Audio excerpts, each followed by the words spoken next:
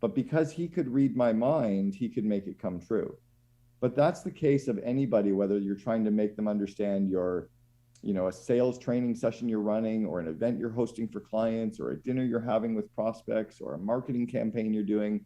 If they can't see the whole thing, right? If they don't understand how the meetings are going to work, or that they can't recreate it. And that's why we spend all of our time trying to manage people and hold them accountable, is they can't see the full picture. And they're also not inspired because they don't know what they're doing. They don't know why they're doing it.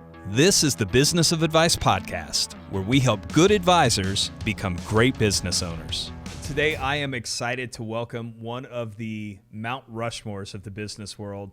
Cameron Herold is one of the most sought-after business minds in North America. He has built $300 million plus companies. He grew one company from $2 million to $106 million in just 6 years. He's an incredible author. His book, we're going to talk about this one, Vivid Vision, is a big one. Also wrote a book called Meetings Suck and Double Double, which are all absolute must-reads. And I'll say it this way. I think so highly of Cameron and the value that he provides. We've had him speak not once, but twice to our advisors here at Advisors Excel. So Cameron, welcome to the Business of Advice podcast, and it's great to connect again.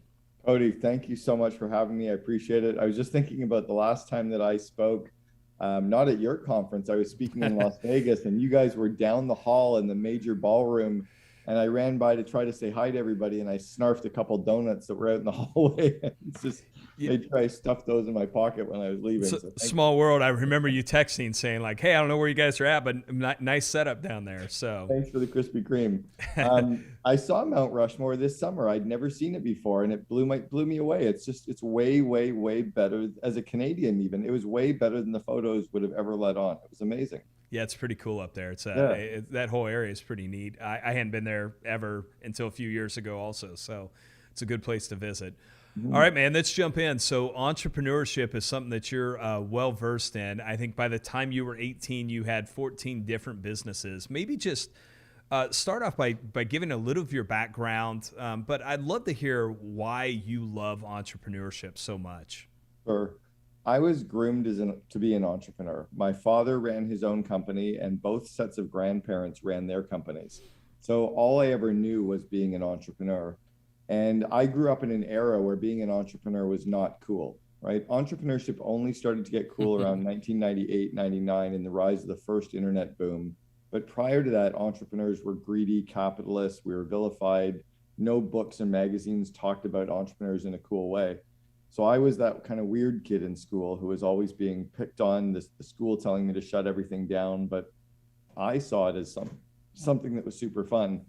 And the one big lesson that I think I learned at a young age that was probably very formative for me was that being an entrepreneur was about the free time that it would give me to do whatever I wanted. It was never about the money.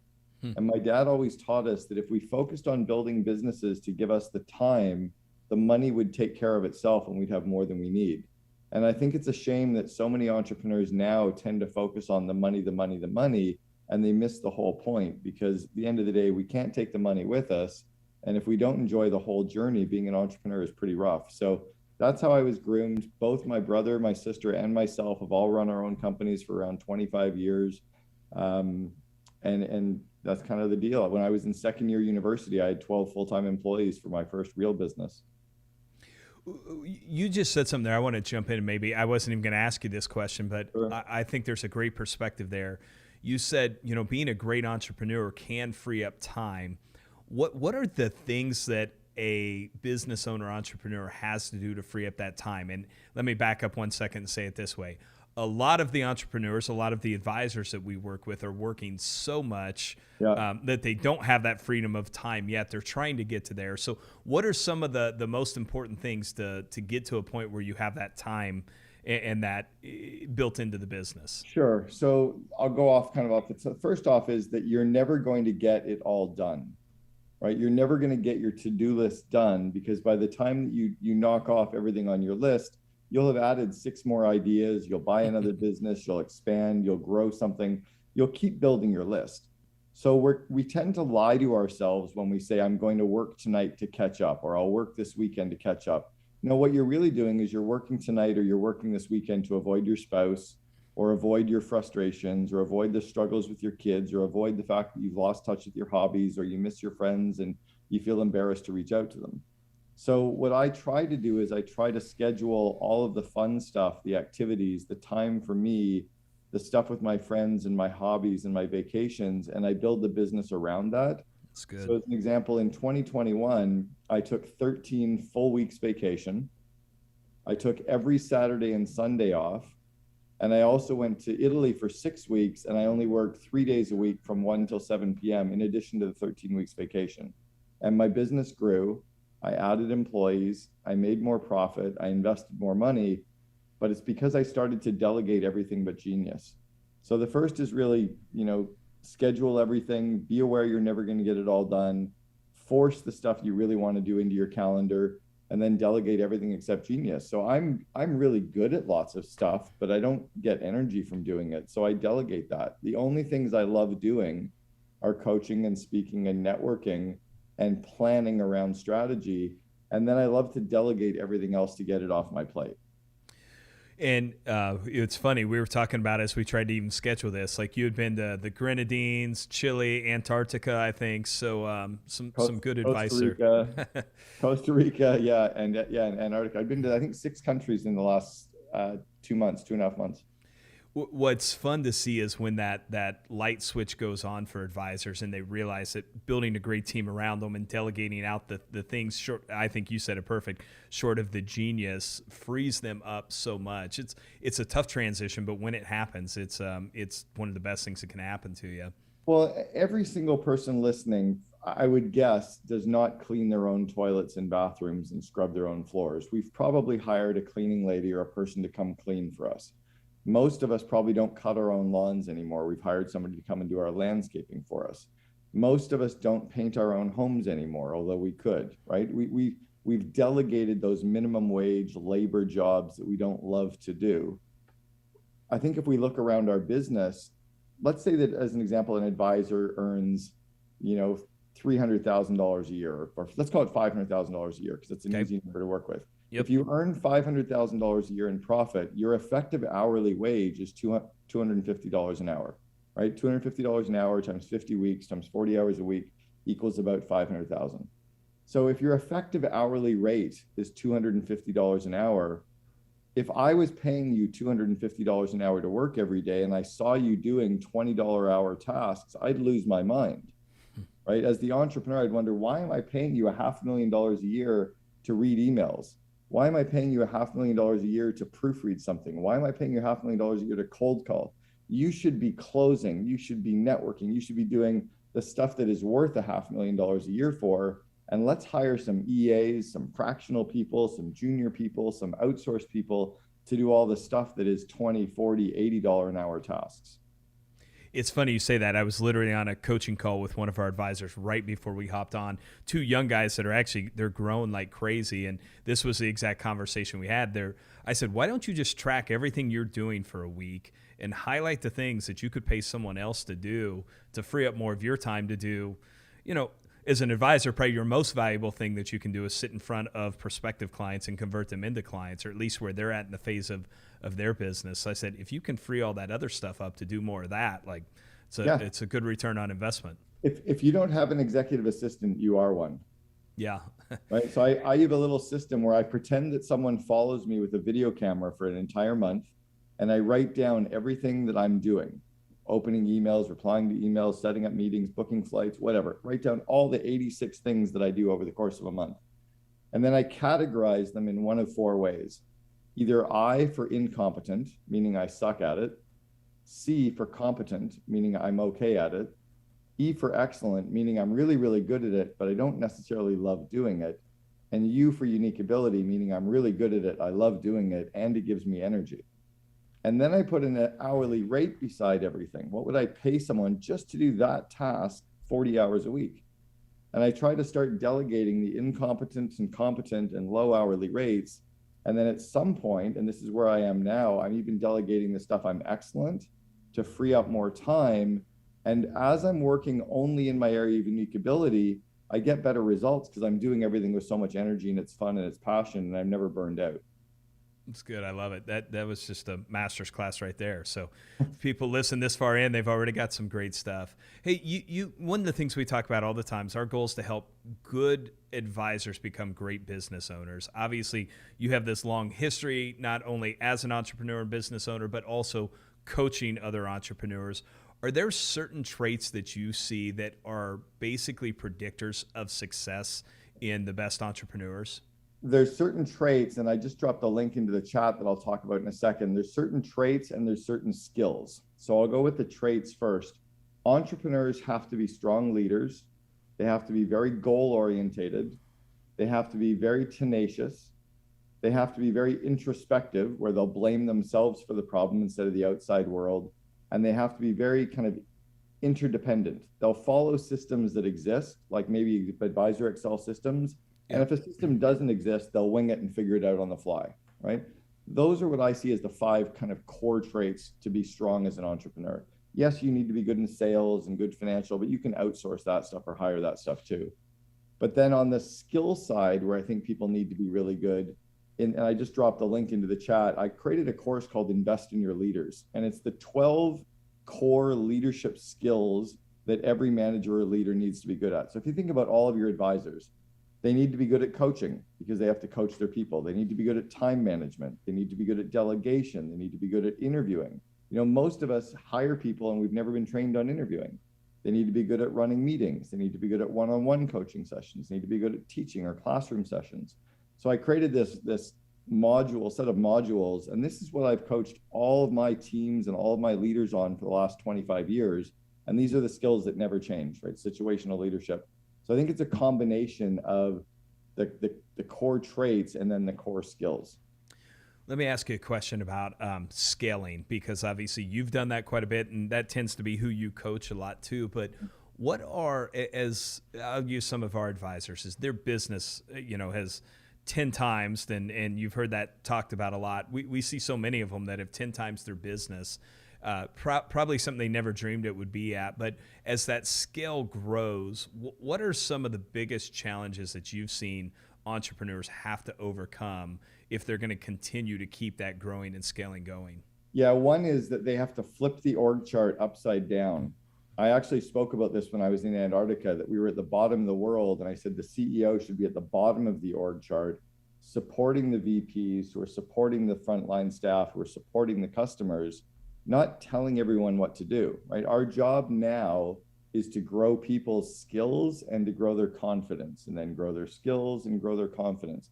So the leader's job is aligning people with vision, and then focusing on bringing good people into the company, growing their skills, growing their confidence, delegating more, coaching more, leading more, and doing less. Right? I find that the more that an entrepreneur is working, as we say, working in the business versus on the business, the more that you're doing stuff, you're stunting your growth. What we need to say is it needs to get done, but not by me, right? And then how can I coach someone so they can do it and get a result better than me or faster than me, or even just an okay result, but I then don't have to do that. Yep. Right. And tying back into what you said at the beginning, that's also how you free up time, right? Our biggest advisors, our best advisors, have more free, like 10 times the free time of, some that aren't at near the level they're at. So, yeah.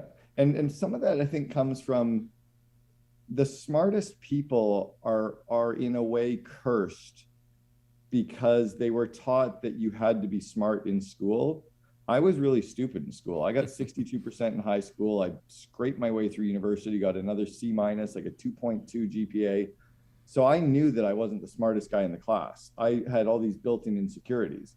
But what I realized was if I hired smart people, if I delegated more, if I used the cheat sheets, if somebody told me, like if I was an advisor for Advisors Excel and you said, here's the 12 systems I should use, dude, I would follow everything to the T, because I'm sure if there's a better way, you're going to tell me later anyway, hey, we found a better way. Good, I'll do it that way now. But I'm not going to spend any time trying to reinvent the wheel. It already works pretty darn good. Yep. What I will do is try to get more free time and say, I like doing this. I'm going to delegate all the stuff I don't like. I'm just going to do more of what I do like.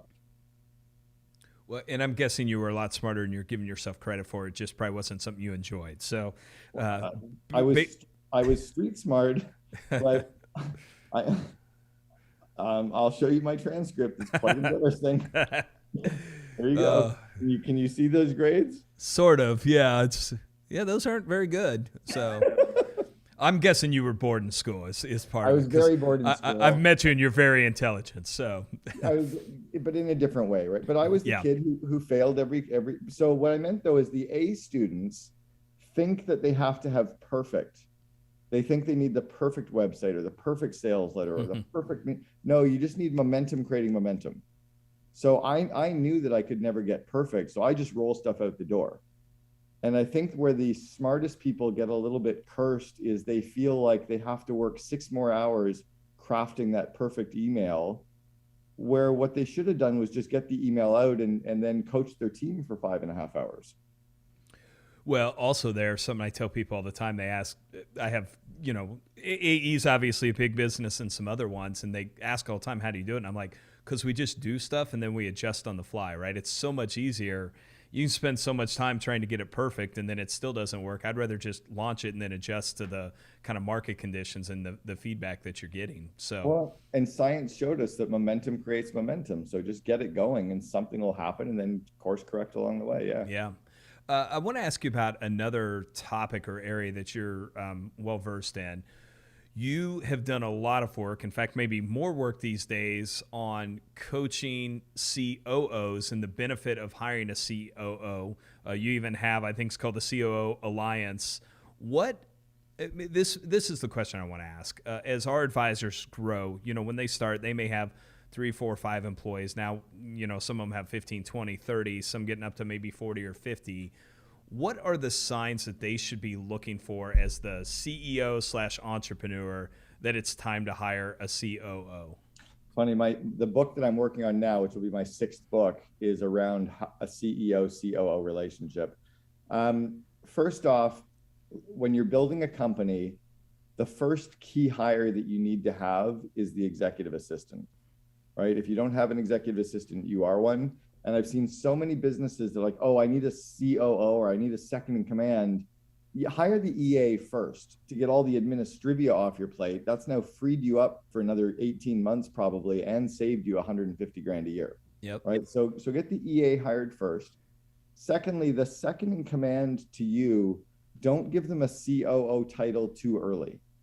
Right. Remember that 20 years ago, to get a CFO, CMO, COO, to get a C-level title 20 years ago, you had to be a major player at a major company. And now I see these companies with like 16 employees, and they've got a CFO and a COO. No, basically you have a director of operations with a big title. You got a controller with a big title. You got a marketing manager with a big title. Yep. So don't worry about the title. What you're going to look for though, as your kind of yin and yang, as your partner in helping you grow the business, is someone who you can really trust. Like you'll give them your bank account information, your passwords on day one. You'll let them take care of your kids. You'll let them go on vacation with your spouse when you can't be there. Like so much implicit trust, right? Secondly, that they're a kind of person that you just want to hang with. They may not be exactly like you, but you would go for dinner with them. You vibe off them. They vibe off you. You can kind of finish each other's sentences. You see the picture in different ways, but you see it together. And then third is you're looking for someone who's really, really good at the stuff that you suck at and who doesn't want to work in the areas that you love. So as an example, COOs, Harvard wrote an article years ago called The Misunderstood Role of the COO. And there's different types of COOs in very different companies. Some COOs run finance. So I didn't. Some COOs run IT. I didn't. Some COOs run marketing. Eric Church doesn't. There's all these. So but what you do is you're the yin and yang to the CEO. And then as someone hires in a COO, what are some of the things that they need to prepare or plan for to make sure that COO can be successful in that new role? Because let me say this. I see a lot of entrepreneurs that are hesitant to give things up or still get involved. And I think if you're bringing someone in at that level, that can be a challenge. So any tips there on like how to make that work well? Yeah, we've actually, our COO Alliance event next month, we have David Colby from the Colby Profiles coming in to present. And then we also have a very high-powered marriage counselor to the Wall Street bankers. She's coming in to present on how to build that strong relationship between the two. So the first is really focusing always on the relationship. Secondly is almost like a mom and dad raising kids. You're allowed to fight and argue, but you never do it in front of the kids. You have a place that you can go. And so the CEO and COO can have strong discussions, but if there's strong arguments, don't do it in front of the leadership team, right? Have a space, a container where you can go to have that out so that you come back in as that kind of force together. Third is the CEO's job is to shine the spotlight on the COO to make them look good internally. And the COO's job is to shine the spotlight on the CEO to make them iconic, right? It's really making each other look good. The fourth would be to not get in each other's lanes, right? To let each other do their jobs and almost like Navy SEALs, that if I'm not uber focused on just my job and I'm worried about something else over here, we all get killed, right? I need to trust that Bob's got my back and Kelly's got my front and somebody else is watching my flank so that I can just do my job. And it's that trust and focus that I think makes you successful. How do you've mentioned the idea of trust in that relationship you talked about in the question I asked before. How, if you're hiring a person new, how do you try and identify that? Or is it more of would you encourage take one of our advisors who feels like they need to hire that? Would you encourage them more to go look in their own network of people that they know and have that relationship with they could bring in? If you can find somebody who you already know, who has the skill set and the core values, and you can train them on some expertise in your industry, I would do that 99 times out of 100. When I joined Brian at 1-800-GOT-JUNK, I came in as the 14th employee. When I left 6.5 years later, we had 3,100 employees system-wide. I joined as his second in command. 3 months before joining him, he was best man at my wedding. Oh. Brian and I had been in a forum group for 4.5 years in the Entrepreneurs organization. We knew each other really well. He'd watched me build 2 other companies. I'd covered his ass when we were out drinking together a number of times. Like, we knew each other really, really well. So yeah, I would do that 99 times out of 100. Yeah, go ahead. I know you had another thought. I jumped in too quick.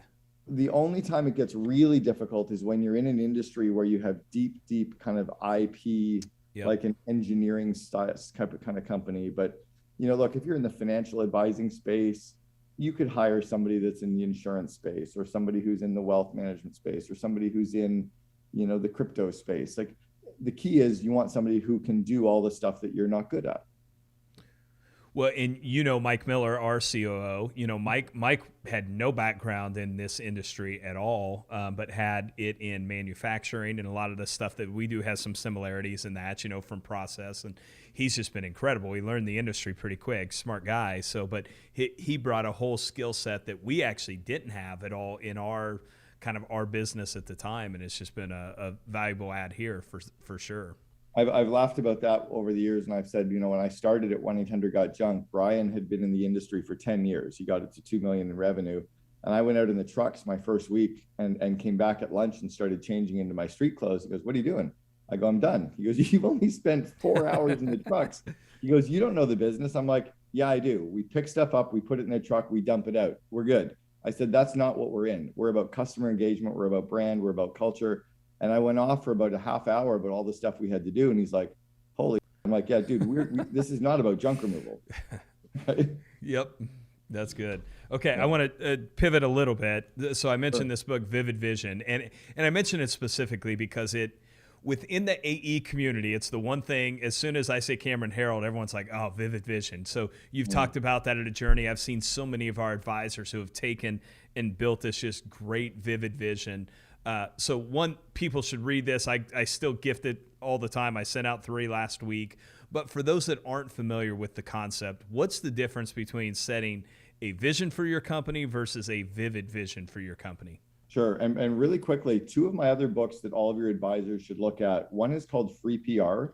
And all of the advisors would benefit from understanding how to build their brand and how to leverage free press coverage in their market, in their community, online.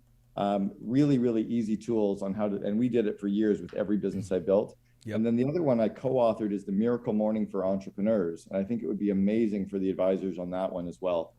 So the concept of vivid vision, I actually learned this 24 years ago from an Olympic coach. And he was talking to a group of entrepreneurs here in Vancouver about how athletes use visualization to see themselves performing the event. And they would literally play the event over in their mind hundreds of times so that when they were performing the event, it was almost as if they could perform on instinct. And he said, in the business world, the entrepreneur knows what they're building, but no one else can read our mind, right? We put together a one-sentence mission statement and we say, go team. Well, if we were building a house and I said to the best contractor in Vancouver, build me my dream home, here's $2 million, I'll see you in a year, I would come back a year later and he'd have built something, but it might not look anything like I wanted. Yep. There's not enough there in that one sentence, build me my dream home. So you have to give them pictures and drawings and sketches and explain stuff and how I entertain and how my family works and how I like the flow to be. And once, sooner or later, the contractor starts to understand my vision, he can create blueprints or the plans to make my vision come true. He can sign off on my vision. I can sign off on his blueprints. He can then hand the vision and the blueprints to the workers and they can build the dream home. So the vivid vision concept is like enough of a description of what your company looks like, acts like, and feels like 3 years in the future, so that the management team can figure out the plans to make that come true. And then the entrepreneur can then support everyone on the plans, can coach them on the skills needed for each of the projects to make all the parts of the plans happen, and everyone's completely aligned. That's where the concept kind of came from. You were talking about construction. You have a TED Talk that talks about this, like I think it's called Your Vision Statement Sucks, I think is what I wrote down. But you tell the story about remodeling your home and your fireplace. Maybe tell that story, because I thought that was just like the perfect analogy of how this works. It was crazy. So this was 12 years ago. My ex and I were building a beautiful home in Vancouver, this gorgeous craftsman style, 3.5-story, view of the mountains. And I had this feeling of what I wanted the fireplace to look like. You know, I could see the Christmas stockings hanging and I could see where the chairs would be. And I've always loved the warm fire. And I grew up in Northern Canada. We always had a fire going in the home. And I just knew what I wanted it to feel like. And I was trying to describe it to the contractor and he didn't quite get it. So I started flipping through all these magazines and I found a picture and I brought it in and I'm like, this is what I want. He goes, oh, I totally get it now. So he goes, I got it. I'm like, he didn't need anything else from me. And I don't know when it was, like about 6-8 months later, I walked into the home one day and I walked in the front door and I turned and looked into the living room and I froze. And all I could see in front of me was this fireplace, exactly what I'd imagined. And I walked over to the fireplace and I looked at the worker and he said, is this what you wanted? And I go, this is amazing. And he pointed at a picture that he had taped beside the fireplace. And that's what he was using to create I was like, oh, it makes sense. Like I don't even know what this worker's name was. I've never learned his name since, but because he could read my mind, he could make it come true. But that's the case of anybody, whether you're trying to make them understand your, a sales training session you're running, or an event you're hosting for clients, or a dinner you're having with prospects, or a marketing campaign you're doing. If they can't see the whole thing, right? If they don't understand how the meetings are going to work, or they can't recreate it. And that's why we spend all of our time trying to manage people and hold them accountable, is they can't see the full picture. And they're also not inspired because they don't know what they're doing. They don't know why they're doing it. So if someone's sitting down to start their vivid vision, and key is pick a date 3 to 5 years into the future, imagining what your business looks like. If they're struggling with really understanding, okay, what could happen? What's it going to look like? Any advice on how to get started with this? Yeah, the first part is that you can't write your vivid vision sitting in your office and with your laptop. You need to grab a notepad, right? Grab a good old school notepad and a pen and paper and get out of your office, go somewhere where you're inspired. Go up into the mountains, go sit down at the lake, go to a 5-star hotel and sit in the lobby by the fireplace, but get out of your office and allow your mind to just dream. And pretend that you literally hop into the DeLorean time machine with Michael J. Fox and the doc, and you blast off to December 31st, 3 years from now, and walk around your company and describe what you see. Describe the office, describe the meeting rooms, describe the culture, don't worry about how it came true. Like, I don't know how to do electrical, but I can talk about what I want the lighting to look like. I don't know how to hang cabinets, but I can describe what I want the cabinets to look like. I have no idea how to do a fireplace, but I know what I want it to look like, right? So don't worry about how they're going to build the home. Describe what you want it to look like. And that's one of the reasons why you have to get out of the office, is that tends to be where we figure out the how to do everything. We get stuck in how pies, right? So let me ask the opposite side of that question. Someone writes out their vivid vision, and then the next day they look at it and they're like, holy crap, like that kind of scares me. That's big. There's a lot of work to do. My team's going to freak out. What's your advice for that person on maybe one for themselves, how to get with like, no, this is possible, but then also how do they get the team bought into this big growth that may look like a lot of work? Great question. Well, it probably is a lot of work, but it doesn't have to be done. It doesn't have to be done by you, right? And as my friends Dan Sullivan and Ben Hardy wrote in their book, Who Not How, it's now we have to figure out the who's. We have to find the people to make the plan happen, right? Again, if I have the vision for what my home's going to look like and I have the blueprints to build my home, I'm not going to start throwing hammers and hanging windows. Like, I don't know how to do that, but I know how to find the people that can make that plan happen, right? So I'm not going to worry about how to do it. I'm going to worry about who can do it, full-time, fractional, outsource, freelance. I don't manage my own wealth. I buy some stocks on my own, but I have a wealth manager. I've got one that runs all my Barbados stuff. I have one that runs my stuff in North America. And I don't know how they manage what they do. I just give them goals and they manage towards that. But if I had to sit down and figure out all of what they do, I'd be paralyzed. So is there any advice on how to roll it out to their team? Yeah. First, roll it out to your leadership team first, right? You need to get the leadership team to buy in, roll it out to your spouse, roll it out to your advisors, your lawyer, your accountant, your banker. Make sure that your advisors and your family and your team, your leadership team, get it and buy into it. And they know some of it won't happen until 3 years from now. Some won't happen until 2 years from now. Some won't happen until next quarter. Kind of like building a home, right? Don't worry about how we're going to hang the cabinets. We still have to pour the foundation. Don't worry about putting in the Wolf stove and the Sub-Zero fridge. We still have to put in the electrical and the plumbing, right? So don't worry about the stuff for 3 years from now and 2 years from now. We'll figure out how to do those things when we get closer. Let's figure out the foundational stuff first. So when the leadership team buys in, then you can roll it out to your employees and get them to just be excited about one or two sentences that they can help make happen. And then final question I ask around Vivid Vision, then I want to jump into some lightning round questions. How often do you bring it back up to discuss with your team, to look at, to revisit it, maybe even to tweak a little? Just any final thoughts around that? Yeah, so everyone rereads it every quarter. Your customers, your suppliers, your employees, potential employees, everyone rereads it every quarter, but you only tweak it every 3 years. You don't, unless there's been like a massive shift in the world, like COVID hits, oh shit, we can't have a physical office. Yeah, we may want to revise that component, right? Yep. But otherwise, you don't change the vision. You keep everyone aligned with that vision. And then 3 years later, you write the next 3 year out vivid vision. Great. So everyone, create that for your business. It's been amazing, the advisors who did that. I think you spoke to that group probably back in 2016 or 2017, somewhere in there the first time. Just the advisors that did that, to see what their business has done is nothing short of remarkable. Awesome. Okay, are you good for like 5 quick lightning round questions I ask everyone? For sure. Okay. First one, what lesson did you learn over the past, so this is kind of a COVID-ish question, I guess you would say, but what lesson did you learn over the past 2 years that you think you'll carry forward the rest of your career or life? Wow. I think it was that people are more nervous and more insecure and more fearful than I thought. Everyone's scared about something.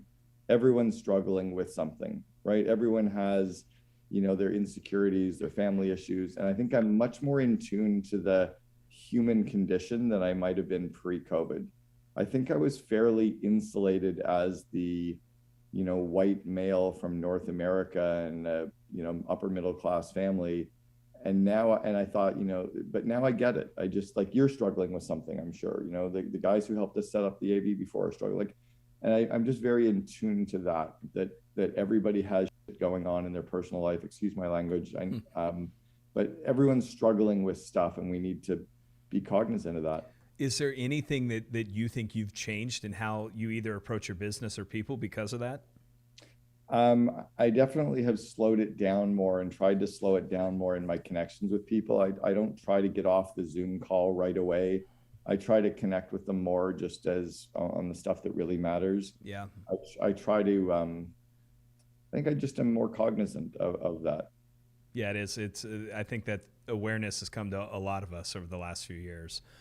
Second question, what is the one thing that you did that graduated you from being a good entrepreneur to a great entrepreneur?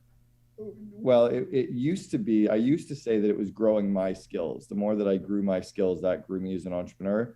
Now it's the more that I'm growing my employees' skills. It's really why I started that Invest in Your Leaders course, I guess, was the more that I grow my people, the more they grow the business. So what I've done more and more over the last 4 or 5 years is really, really work hard at growing my employees' skills, the leadership skills, not just on how to do the day-to-day job they do, but how to manage time better, manage people better, coach better, delegate more, hire more, interview, like all the executive functioning skills is just growing them. That's great. Third question, is there something that you're doing this year to drive your own personal growth that you're excited about? Yeah. One is because I'm traveling so much, living globally now, it's really spending time with different entrepreneurs and COOs from around the world. I was in the Barbados and spending time with a COO in the Barbados. I was in the Grenadines and spending time with two entrepreneurs in the Grenadines. I was just down in Antarctica and Chile, and I spent time with 60 CEOs on a boat in Antarctica, and then traveled with another. So it's really spending time with all these more global business people, I think, has really been enriching, because we're definitely in a bubble in North America. That's very cool. Okay, fourth question. What is the one book, can't be one of yours, that you've recommended the most to other entrepreneurs? Well, and it's not a business book, but I think it's still the best book of all time. It's the reason I went to Antarctica. There's a ton of business leadership lessons in it. It's called Endurance. It's about Ernest Shackleton. Amazingly, it's the 100th year since he was wrecked in Antarctica and rescued. And it's an incredible true story of how these men survived these ridiculous conditions for over a year and a half in the Antarctic. It's by Albert Lansing. Fantastic read. That's cool. I know we were talking a little bit even before the podcast. I asked you why you went to Antarctica, and you said that book from like 25 years ago is you've always wanted to go there. I've bought hundreds of copies of that book. I gave it to every single franchise partner at 1-800-GOT-JUNK. It's a spectacular. There's so many business lessons from it, but it's also just an incredible story. And whenever I like find myself complaining about something, I'm like, oh wait, like I'm not on an ice floe in the Antarctic living off seal blubber. No idea if a ship's ever going to find me wearing, like, really? Like, I'm good. We're good. It always reminds me of, I said this during COVID, one of the best books I read was called The Splendid Navile. And it was kind of a documentary-ish of Winston Churchill when London was being bombed like crazy, right? And you read that and it just gave you a different perspective of like, we think the world's going to end, and here they are like, during the day seeking shelter because bombs are dropping all around them, and going about their life the next day. So yeah, my life is so rough. Let me go grab another espresso coffee from my coffee maker and hop in my Tesla and go grab lunch with friends. Like, my life's tough. Okay, final question. What is the best piece of advice you've ever received? That I'll never be smart enough to figure it out for myself, and my R&D should stand for rip off and duplicate. That really, really smart people have done the work to figure it out. Just do what they're doing. Again, if I was an advisor with Advisors, and this is not a pitch for Advisors Excel, but if I would just do everything you tell me. I'm sure you have a manual and systems. Dude, if it said the keychain has to be green, I would have green keychains. Like, if it's like, I would be down to just, because then it's just easier. Yeah. Well, it's a big part of what we've tried to do is let them learn from other people. I've said that all the time. If I can accelerate my success by just learning and copying what someone else has already done, why wouldn't I do that? So RTFM, right? effing manual. All right, buddy. It has been a pleasure to have you on the show and reconnect. I know it took us a while because you're traveling, but I'm glad you made the time. If you would tell listeners maybe either how they can connect with you online or just any other things that they should be aware of that you're doing. You have so much incredible content out there. So maybe share some of the different podcasts, courses, things that you offer. Yeah, well, the Second in Command podcast, we have about 200 plus episodes where we only interview COOs. We never interview the entrepreneur. I've got my Invest in Your Leaders course, which is self-guided. It's me teaching all the content. It's kind of irresponsible not to sign up 4 or 5 year people to that because the content's so strong. The COO Alliance, if their business is at least 5 million in revenue and they've got a team and a second in command, get your second in command into the COO Alliance, because if we grow them, they'll grow your company. All 5 of my books, Double Double, Vivid Vision, Free PR, Miracle Morning for Entrepreneurs, and Meetings Suck are all on Amazon, Audible, and iTunes. Yeah, that's it. I was just here to help you guys, not. Yeah, but you have helped us a ton, and I know our advisors have benefited from the content that you put out there. So I highly recommend all those for everyone listening. So hopefully you enjoyed this podcast. If you did, go leave a review. Let other people know that this would be a great use of their time. Cameron, as always, my friend, it's great to connect and catch up, and thank you for just always adding so much value to the people that tune into you. You're welcome. Thanks so much for having me.